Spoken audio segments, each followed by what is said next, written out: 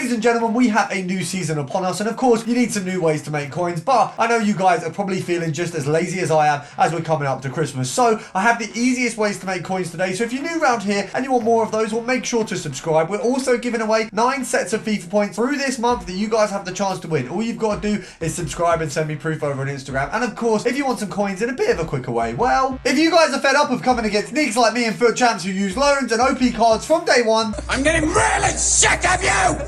Get out now! Then you need to head over to mitchcactus.com, where not only can you buy the cheapest and most reliable FIFA coins on the EA market, you'll find over 10,000 reviews from people who have used the services and enjoyed them in the past. So make sure to head over to mitchcactus.com and use code RECALL for 5% off. Now firstly, we're going to try one of the easiest methods to make coins in EAFC. And this is something you could have done for years, but I've never really been doing it. And it's called lazy listing. Now the way you do this is right now, for example, 83s are worth around 1,100 coins. Of course, you have the occasional player like the likes of Davies who are always going to break the norms. He's going to be more than any 83 most of the year. Similarly to Mendy, he's never going to be the price of an average 82. However, all of these guys going for 1.8 does not make any sense at all. I mean, they're literally, if we go and have a look right now at Kostic and Borja, Kostic is worth 1,300 coins. Borja is worth 1,200 coins. Now, why on earth are they selling for this much? Lazy listing is essentially getting the players that you don't want to use or that you've got in your club that you don't need and listing them for more than what they're worth and just hoping that someone buys them for that higher amount. And I know that sounds a little bit outlandish. You think, well, you're just hoping someone's going to buy it.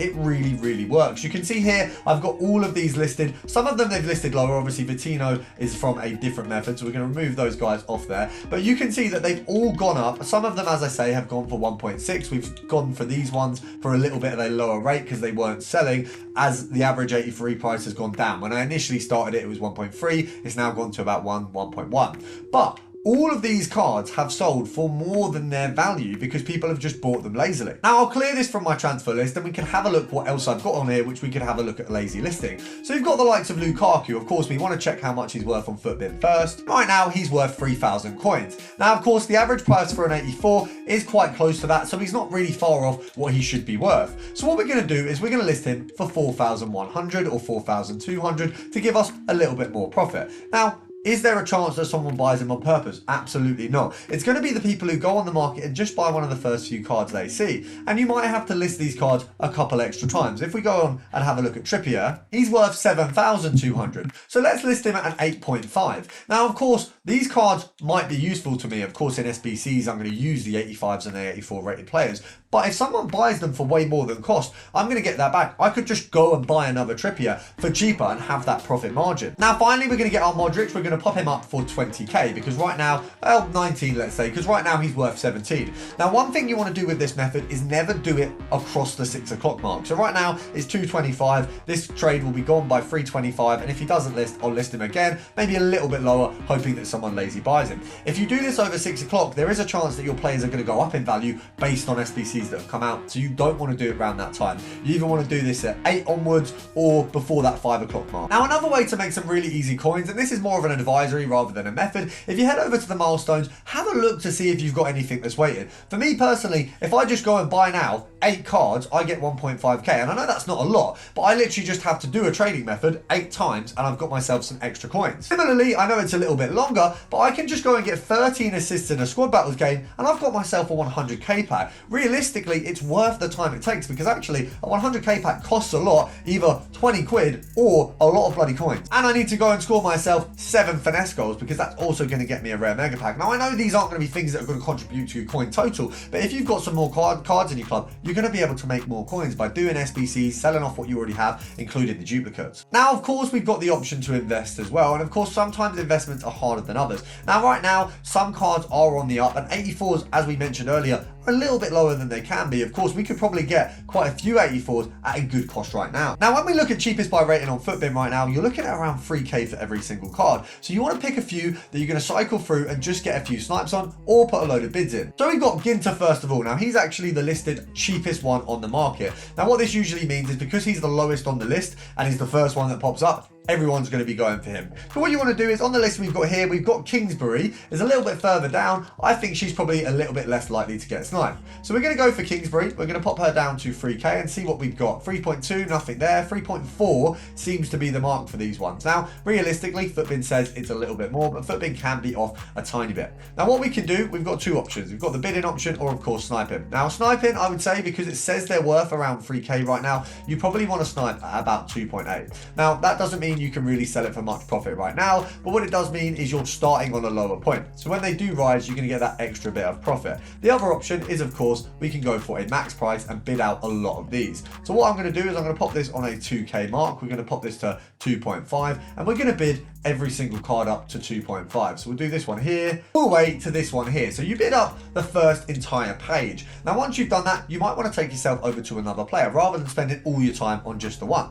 And I would say when you are bidding on rating, you want to go for the less desirable players. So the likes of Fabinho and some of the female keepers who aren't really likely to be used based on their height is probably the better route to go down. Fabinho is not really linkable this year. He's also very slow. Not many people are going to be buying him for their team, which means you're not going to have competition from anyone who's going to play with him. It's just more going to be people doing similar things to yourself. Now, of course, you don't just have to bid, and we can, of course, do the sniping as well. Now, because all of these are in the list of cheapest by rating, they are in the top 10, they actually can have a bit of an inflated price because on Footbid they're said to be a certain price. Everyone's going to go check it, people are going to go buy them up, so they're more likely to actually be a tiny bit more expensive than the average 84. So what you might want to do, if you can't find any that you find on that list that really mark up with the price, go through your club, have a look at some 84s and go buy them based on that.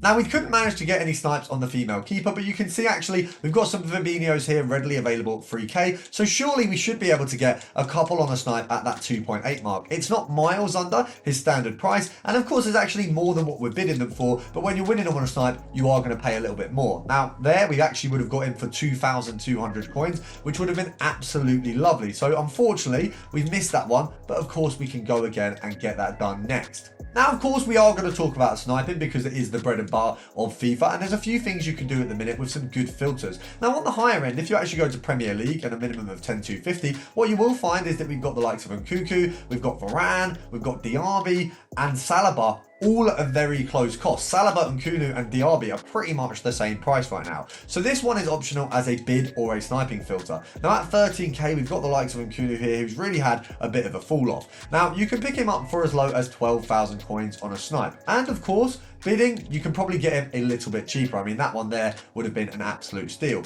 Now with these ones, bidding on them isn't an unrealistic option, but you have to remember that when you're bidding, you are going to be competing with people not only who are playing with the cards, but who are also going to be sniping and, you know, trying to get the profit off them as well. You're less likely to compete with people who are going to play with the cards in snipes. Snipes are usually going to be people who are going to try and make coins, because people who are buying them aren't really going to go on the lower end. You will see a lot of people who are buying cards are more likely to just accept a bit of a higher cost. You know, when you're buying Nkunku for your team and you need him, you might want to pay that 500 coins more just to get it out of the way. Now on that snipe, we've made a decent profit there, just over the 300 coin mark. Of course, we can spend some more time on this filter because it's worked for us and we can see that they're coming up, or we can move on to something a little bit more. Now we've got some profit, we might have done this a few times, now we want a bit of a better filter. Now a nice route you can go down with this, if you go minimum 10,250, gold and Brazil, is Alisson, Edison and Casemiro all under one filter. This one really simply is a brilliant high budget filter. If we go in at around 30k, I think that's where they're going to start coming up, and you've just got Edison. Now of course, Casemiro and Alisson do go for a little bit more because they are a higher rating, but having all three of these on a filter is brilliant. And what you can do is set up the max price to do some bidding, and then you'll find all three of them, because the max price is usually a place where people go a lot lower. Now of course, I'm not saying you're going to win an Alisson at the price of an Edison, but you can start your bidding there and move it up from your transfer targets. It looks like this guy's going for around 27k, so let's have a look at what the average price for an 88 is, and it pretty much is around that 27 mark, so that's reasonable. 10% of that is going to be 2.7, which we halve to get the EA tax, so 1,350. So we'll knock it down by a k, knock it down by that, that's pretty much the EA tax covered. If we go to 25k, we're making around 600 or 700 coins per card. Now this is not bad, but it's also not brilliant. You might want to knock that down to 24,750 just to get that edge in a little bit more profit, because it's worth it. You're going to get more and you're going to be happier with the result. Now speaking of being happy with the result, I'm sure you're happy with the result of clicking on this video, but if you want to be happy in general with your coin balance, you need to subscribe so you get all this content every single day. We're uploading pretty much 2 videos a day, if not 2 videos every other day and a video every single single day. So you will never be spared of content. And of course, we've even got the shorts. So make sure to subscribe. Make sure, of course, to tell your friends, and I'll see you guys tomorrow.